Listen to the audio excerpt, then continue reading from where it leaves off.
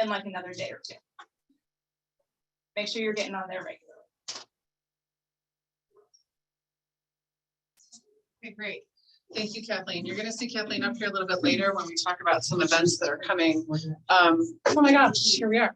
I hope you're hearing a theme as we bring these meetings to you, and they are all about getting business. Last week, we talked about, what did we talk about last week? Oh, we talked about the golden letter, right? And reaching out to our people and making sure that our sphere knows us and is ready to act when they have, with us, when they have a real estate need. The week before, we did MOFers and how to connect with our database in ways that get them to act right now, where we can work to find the motivated. The conversation about tech, the app, bringing your contacts in gives you the opportunity to reach as many people as you can in this market right now to make sure you're generating the business that you need to get your goals. Even the talking about maximizing seminars for lead generation growth. We talk, people have a certain bandwidth that they can one-on-one do. There are only so many appointments that you can go on one-on-one to generate business or to close a deal. The more you can get one-to-many, that one-to-many relationship, the bigger your business can grow exponentially. If seminars are your thing, if client events are your thing, if you sponsor something and you get a list, you are maximizing your opportunity for exposure across your lead gen sources. And then what do you do for your lead gen sources? Right now, one of the things we know is that our inventory is a problem. It's challenging us, right? And anytime I hear problem, just my background is, oh, you mean opportunity, right? Yes, let's turn it to a positive. What is our opportunity to generate inventory in the market?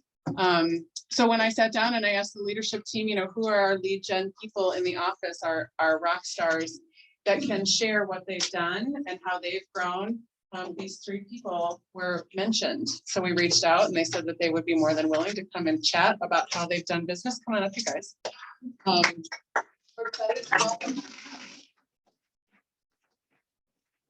So one of the things I want you to be thinking about as they're talking is being a lead gen expert can be in quantity and it can be in quality or the segmentation of your business. So sometimes it means having a lead in business, buyer seller. Sometimes it means really good at diving into heavy listing, right? And sometimes it's about having more business come from it. So, is it comfortable? Is everybody having a good time listening? Okay, awesome. So I provided them some questions beforehand. We're just going to go down the row and kind of chat about what these questions are. And the first one, they said we can start with you. Sure. You provide an overview of your business and what typical lead generation looks like. Sure. So I handle anywhere from 45 to 55 transactions a year to the last 5 years. 85% or so are repeat and referral transactions. And the way that has been accomplished is 36 touch. So I came to Keller Williams 5 years ago. This is my 10th year in business. So 5 years ago, I really started in real estate.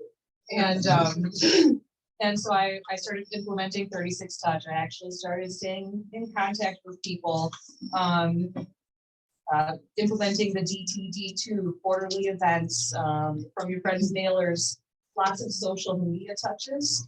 And then also in the past year or two, I also added that I provide everyone in my database a quarterly value report from RPR so they can see what's happening with the home's value. So it's just like, I keep on stacking onto it, and just keep on more and more and more and more and more. Yeah. Never been less. Never been less. That's yes. And one of the things that I've heard in this market center, so I'm going to share it. If you've heard this before, you never want to kind of do something that you can't scale because you are going to have more clients and you want to make sure that you're outgrowing that, right? This year particularly, with the inventory being a little bit different, is there what have you done? Or how have you thought about your lead gens and Sure. So I did decide to try something new for this year, so I did sign on with 72 sold. So some of you maybe have looked into that, you know, when it was mentioned at Mega Camp. So I am 72 sold certified. I have been paying for seller leads. Now, I paid for, they're doing them in 2-month chunks, so I paid for January and February. But unfortunately, we lost a couple agents in the area, and so we do not have an ad buy for February and March. So my plan for this year was to go all in on these 72 sold leads. I do have a number of them that I'm working through on top of my normal business. So I appreciate having those extra people added to my pipeline and hoping that maybe, you know, talk to me if you're interested in learning more about that, because we do need a couple more people to do an ad buy for that. Got it. We'll be doing a 72 sold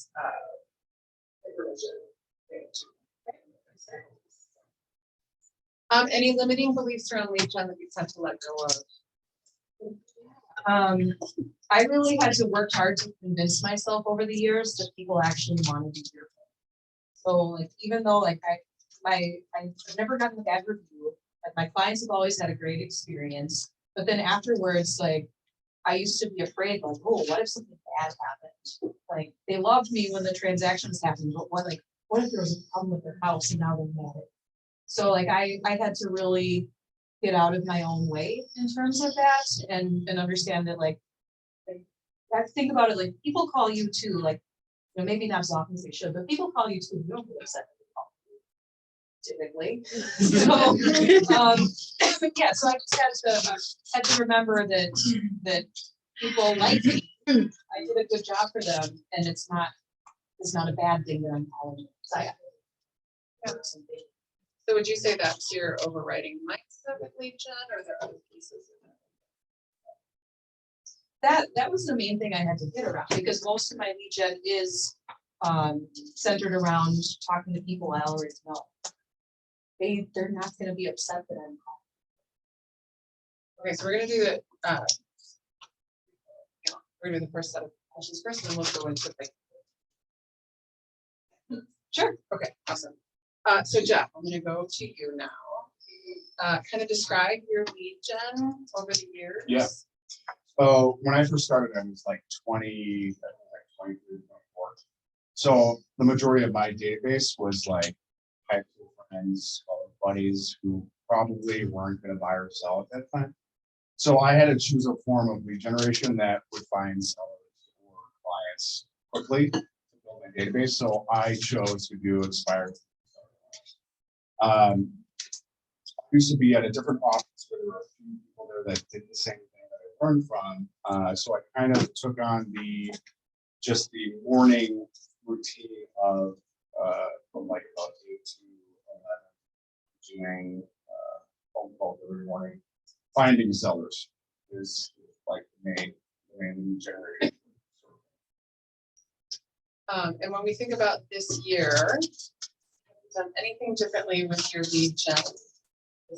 Yeah. So, for example, I mean, we're starting to see now, like it's still a seller's market. There were a lot of expireds that from like maybe November to January, February, and those are starting to go back to like only a couple of expireds a day. So we're doing open houses. During the open houses, or actually sorry, before that, we will actually door knock the neighborhood with what their property could be worth, just using RPR data. And actually, Joe did this.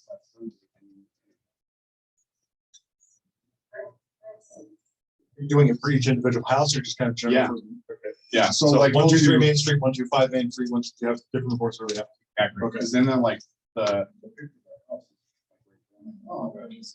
like for me, not like everybody else. It's not a flyer. It's not What's your mindset around this? Sorry. Faster. Quick story on Jeff. I met him a couple weeks ago, just kind of, how are you? What's your life like? What can I do to support them? This first thing he said is, yeah, don't schedule anything between them. I've never heard that from him ever before, so. Yeah, I love that. Manager. So he's living what he's speaking. Any limiting beliefs you've had to let go of to do what you're doing? Yeah, so very similar to yours there. Like in the beginning, I wish I'd called a lot of my friends and a lot of my family members because I was like worried that if I called, they were gonna think I was like some kind of, and I didn't want to look like that in front of my friends, but now I ask them for business all the time. And they're happy to do it. All right, Tony, you know the drill. Do. Give us a little bit of your lead gen. Okay, so and just the team dynamic, the Mindright Realty Group really focused on specialized individual organization. So my role for the team is as the director of sales and listing specialist. So I do a lot in generation in general for buyers and sellers, but my specialty is really focused on the listing. Most of our lead generation, it revolves around our 36 touch. That's probably our number one focus as a team, has been since even before Keller Williams know that we were already doing it. And then Keller Williams helped implement systems, models, processes to really get the next level. I'd say about 70% of our business comes from referrals and repeat business because of our 36 touch. And we are like laser focused on monthly mailers, monthly emails, quarterly magnets. We do at least 3. Now we're upping it to 4 events a year for all of our forever clients and VIPs. Then I think a big component of the 36 touch people miss is you have to actually call them. Like a lot of people think, oh, I'm doing my 36 touch because you're sending out a monthly mailer or a monthly email. If you're not having a conversation with individuals once a quarter to just check in and see how they're doing and ask if they have any real estate goals or if they know anyone who has real estate goals, you're missing the pivotal catalyst to generate opportunities from. In fact, back in the day, anything that didn't involve a direct conversation, we called just softening. If you're not going to people to follow up with that. So we focus heavily on that. We also are very big on social media, having a social media presence to make sure that your friends and family and sphere that you're reaching out to and you're mailing and you're calling also sees some really awesome activity online. We're big in open houses. We convert at a pretty high level from our open houses, generating new opportunities from there. Then we also have a few third-party like referral sources, but it's definitely a lot of our sources. And then as far as like the day-to-day, similar to Jeff, my mornings are protected. 8 a.m. our entire sales team does script practice from about 8 to 8:30, and from 8:30 to approximately 10:30. And we don't really even call it lead gen because changing our mindset, we call it care calls and new opportunities. We're making care calls. Because I think when people think lead generation, it's very salesy and almost subconsciously, you don't want to lead gen. But if you're making care calls and you're just checking in on people and connecting with people, building relationships, having fun with it, it changes your whole, I guess, perspective on doing next. It's finding new friends. Every day. Every day. And that's especially powerful when you internalize your scripts. Mhm. Because if you make care calls and you're just talking to your buddy, the chance of you hanging up without saying, oh, right, what opportunities do you have? Mhm. Without sounding like, oh, right. Can be awkward. So you internalize those dialogues, you make a care call that those conversations come up naturally, and you sound like, what's new for this year? What's new for this year? Legion. Have you added anything? Thank you. Yeah, we had, so for us, it was really, really building a better relationship with our members. And that was coming from my MAPS coach. She was asking some really good questions I didn't have answers to. How many attempts does it take to have a conversation? How many conversations does it take to set the appointment? How many appointments do you have to set to actually complete the appointment? How many completed appointments do you need to sign the listing? How many signed listings turn into accepted offers? How many accepted offers turn into? So it was really building that relationship with our conversions to identify where are we amazing at and we just need to pour gasoline on the fire, and where are the areas that we're really struggling that we need to, find more opportunities. Good, good. Any new limiting beliefs that you had to give up? Yeah, the limiting belief that the numbers that I was arriving at weren't possible. When all of a sudden he's saying you have to have, and anyone here attended Bold, right? So 100 conversations a week, right? That's like the standard when you do Bold, and it seems overwhelming, and it seems like this, oh my God. And the thing is, we only do it when we're in Bold, but in all actuality, that's our goal. That's our number. Each individual salesperson is to have 100 real estate conversations. And when you really start to break it down, it's more than achievable. Anyone can do it, regardless of how busy you are, how much activity you have, or how many demanding clients you're dealing with. Anybody can have 100 real estate conversations. And I had to get over my limiting belief of like, oh, I'm so busy. I'm running a team and doing this. There's no way I can maybe do 50. And my maths coach was like, well, then you're not going to hit your goals. If you're going to settle for 50, then you better settle on goals that you might have. So I had to tell them.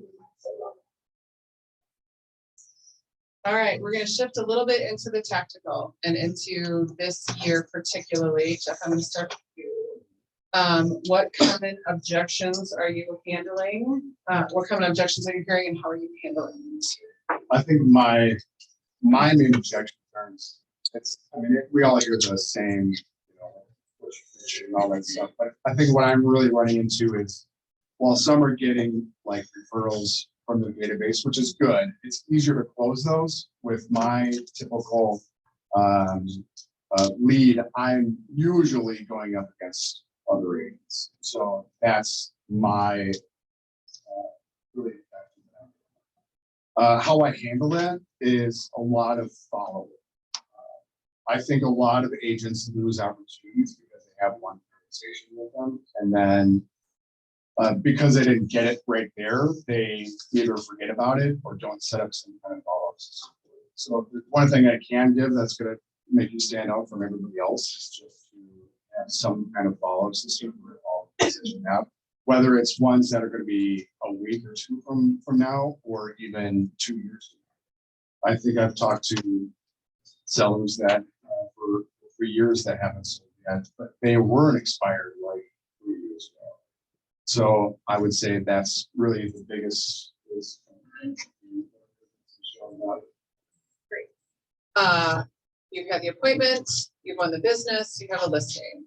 Are you doing anything different in the transaction to ensure their experience such that you get other business from this? Yeah, so weekly conversations with the seller, whether there's news, no news, good news, it just keeps them in the loop.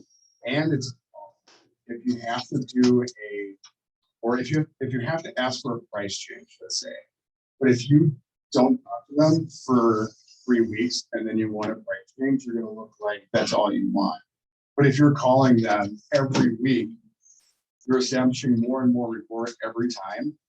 They're going to think that you're amazing, you're on top of it. And when you do ask for the price change, they're like, yeah, it's really not as big of a fight. What you shared just made me think of when you make regular deposits in a bank, right? Mhm. Your Exactly. conversation, little by little by little, and when you have to make a withdrawal, you have to doing a price change. You've built up that equity, that relationship. Tony, on to you. What common objections are you hearing, and how are you handling? So I think Beth made a great point. It's a little bit different depending on what type of business. So the fact that the majority of our listings come from referrals or repeat business, we don't really have a tremendous amount of objections. The two biggest ones are usually, I don't want to be homeless. How am I going to find a new home, right? I want to sell and I want to buy, but the challenge is finding the next home. Or we're thinking about waiting. We're going to wait till spring. We're going to wait till summer. We're going to wait till the kids get out of school. We're going to wait until this or that or the other thing. Those are the two biggest ones. Where do I go from here? And I think Or you handle it? Yeah, so I have a very different perspective on objection handling. There's some really amazing salespeople in this room and great sales training. It's like, oh, close the deal 7 times. Yeah, and I don't operate. If someone wants to wait, my approach is figuring out why, like really diving deeper into the motivation. And some people, it makes the most sense for them to wait.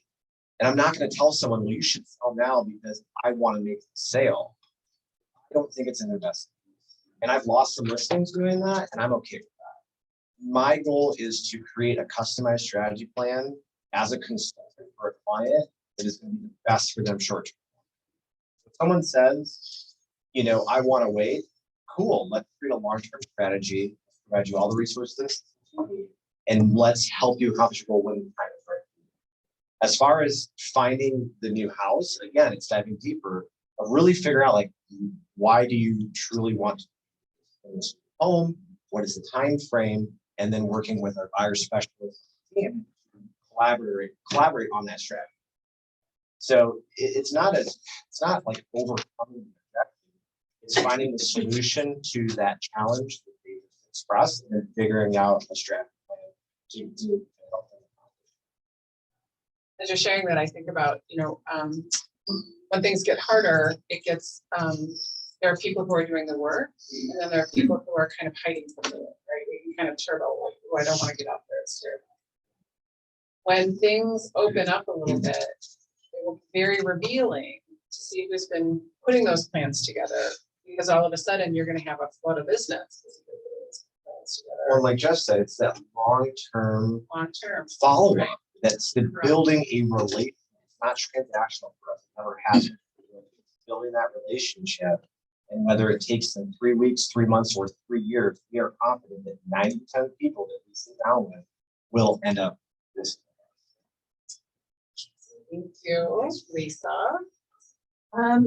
Yeah, well, like Tony said, one of the perks of a majority repeat and referral business is that, like, I'm pretty rarely in competition when I'm sitting down at a listing appointment.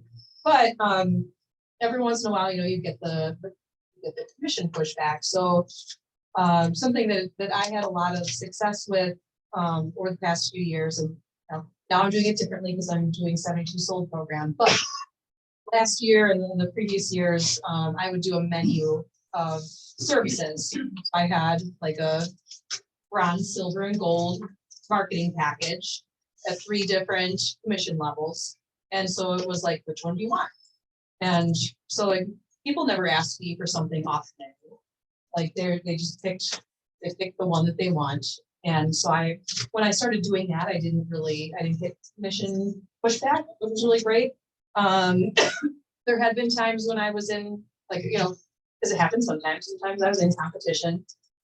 And I went to a lot of Jeff Glover trainings, Glover U trainings, and something that I really enjoyed from that was their pre-qualification script questions.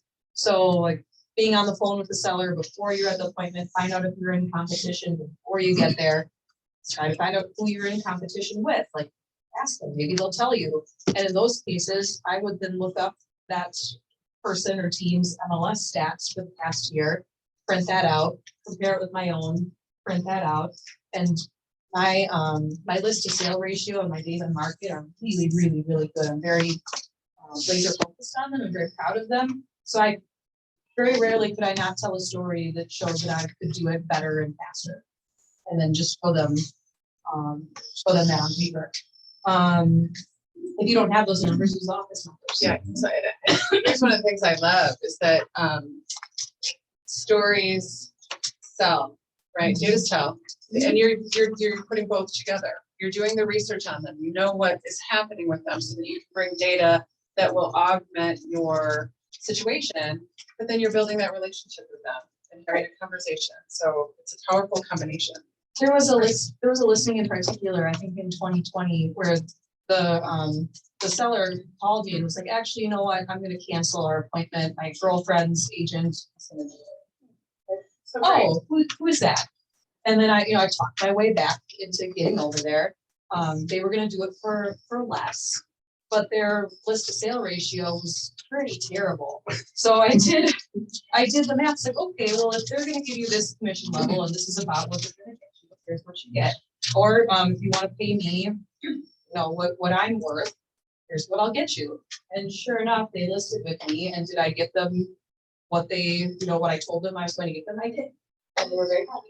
So do the math, show the math, like they can, at the end of the day, they just want to net the most money possible. So does it matter if they pay me more, if I'm still making them more than someone else would? Probably not. Love that. Okay, so you won the listing, you're doing the transaction. Any differences this year than in years past? And or keep that business really? Yeah, well, a couple things. So I merged my team with Level Up. So I had my own team for the past couple of years, lost my buyer specialist, had a choice in front of me where I could hire a new one or I could get creative. So I met with Dawn, we got creative. So now I have 3 admin and I have, what are we at, 5? 5 agents. So I have all the backup and support like I was always looking for, which is awesome. So I have more bandwidth now. And for my listings, I am running the 72 sold program as true to form as I possibly can, which means I am personally at every single showing at my listings. I have very, very happy sellers. They are never coming home and finding their house unlocked while their lights on or, you know, a door wide open. They're coming home to a very secure home. They're getting instant feedback, getting some of the best offers I've ever seen on these houses. So I am betting on this happy feeling that they're feeling around me that it's going to lead to some nice referrals. And for those of you who don't have 5 admin and all of that, systems, here, systems and leverage. Okay, last round, 2 questions. Tony, we're gonna start with you. What opportunity are you finding in this market, and what advice would you share with someone who's struggling? Okay, so opportunities in the market, understand that we have lost a lot of potential real estate clients due to interest rates. The buyers that had properties to sell, okay, when interest rates were like 3.5%, that was an incredible opportunity because you're going to represent on the buyer side and then help them sell. We've lost a ton of those people. They're going to hang tight because their current mortgage is at 3%. They don't want to be at 6%. So you have to stop just focusing on those opportunities of the traditional buy sell transaction for client. There's a lot of people out there that are downsizing. Okay, and investors or individuals that are transitioning into assisted living. People pass away. They have real estate sold. People get married and have to purchase new homes because of combining households or having babies. People relocate. Relocation's a big one. People get divorced. Maybe the diamond ring and the babies didn't work out so well. Now there's properties that need to be sold. Like these are investors that want to take advantage of the market conditions and they're ready to cash. So there's all of these opportunities for people that need to sell their properties that aren't just the traditional, we want to get a bigger home, we want to buy and sell. So you have to expand your mind a little bit because what you focus on expands, right? And so if you're only looking for a certain type of client and that is shrinking, you're going to have a hard time. Open it up. There's a lot of opportunity out there. So new opportunities, what was the other one? Advice you have for somebody struggling? A little bit. We're the Mind Right Realty Group. So our philosophy is that your thoughts determine your attitudes determine your actions, determine your results. So it starts with mindset. If you're not doing things every single day to improve your thoughts, your mindset, your attitude, doesn't matter what type of activity you're doing, you're not going to get the results. So take time for self-care, whether it's morning meditation or gratitude journaling or reading good books or listening to good podcasts. Feed your mind and your body good, healthy things so that you can operate from a place of happiness and contribution, and you will see better results. Set your goals, fundamentals, GPS, time block. protect your time blocks, like your life depends on it, because essentially it really does. Manage your energy, then your time. That's a big one for our team. And leverage, guys. Leverage. Focus title. Amazing transaction management services that any agent can build into their transactions. You don't have to have a full-time transaction manager on a team. You don't have to have 5 admins. You can use shared services. You can provide it through KW. You can find a part-time VA for like $800 to $900 a month. Stop spending 80% of your time on low-dollar activity like email management, calendar management, and all of this transaction coordination. That's time you should be spending on the phones, networking, connecting with clients, generating opportunities. So stop thinking you have to do it all. Even if you are in a tight budget, the return on investment is going to just blow your mind. It's going to be a game changer. What opportunities are you finding in this market, and what advice? Sure. Well, the thing that makes me successful is what we kind of talked about at the start. That's staying in front of your sphere and your past clients and adding more and more value to their lives. Find some kind of training or coaching to plug into, because you got to stay sharp and you got to stay focused, and like Tony said, like filling your mind with things that keep you moving. I know for me, I spend like anywhere from 3 to 5 hours a week in trainings on a weekly basis, because I got to stay sharp, got to stay informed. What else? Well, just stay in touch over time, and like what Tony was saying too, like even if a piece of business isn't for right now, they might be ready in a year, they might be ready in 3 years, but if you stay in front of them to the point where they're not going to forget you, then you're going to have business for years to come. And I really wish I would have known about this the first 5 years of my career and done a better job of it, because I'd be farther ahead right now. Not that where I'm at isn't a good place to do it. Yes, but yeah, I mean, if you stay in front of the people you care about and the people that you have provided service for, then you're. I think you're So the majority of the sellers right now are people that have to sell. I would say there's more people that have to sell than people like, you know what, I want a prettier house. So that would be like Tony said, like old people. Old people. Can't take care of their property. People, job transfers, divorces, all that good stuff, right? I've actually called my database. Yeah. I've actually, and that's how I worded it, kind of like jokingly fun with my friends and family, is I have called the database asking if they know any old people that can't take care of their property. And I've gotten some listings from it. So it's just funny. It's great to, talk to the best clients and stuff. If that's your personality. Yeah. But I would say those are the opportunities that are selling for people who are struggling in the market. I bet the majority of the people in this room probably are more buyers than sellers.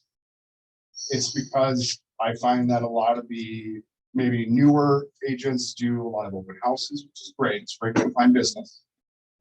Or they get like realtor.com leads, which are buyer leads. So if you want more listings, you have to do more listing activity.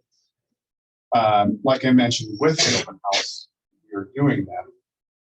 But we incorporate a listing activity with it by door knocking and neighboring.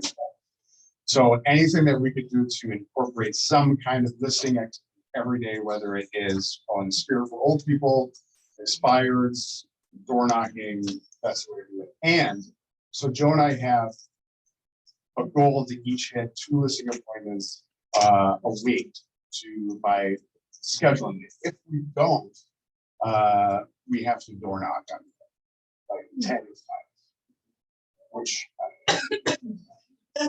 so if you want more listing activity.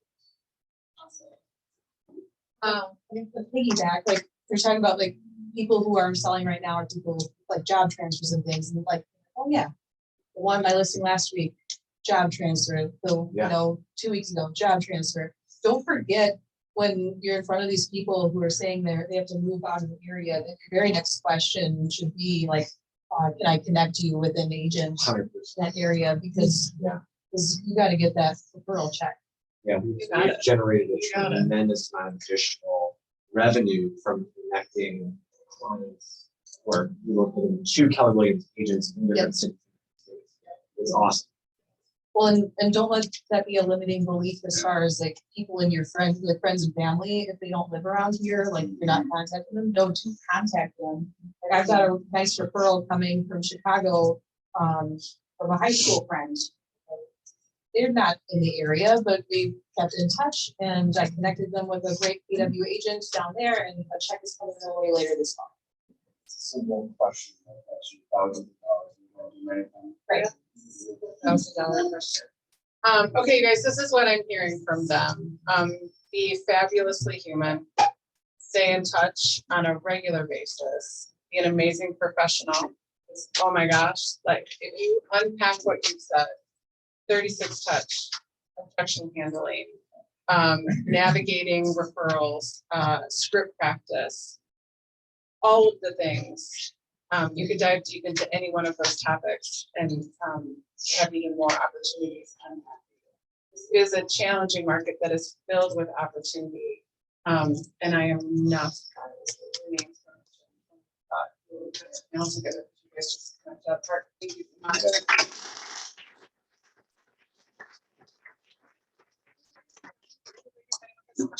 Okay, so we're gonna just finish up with a few things that we have here. These 3 will be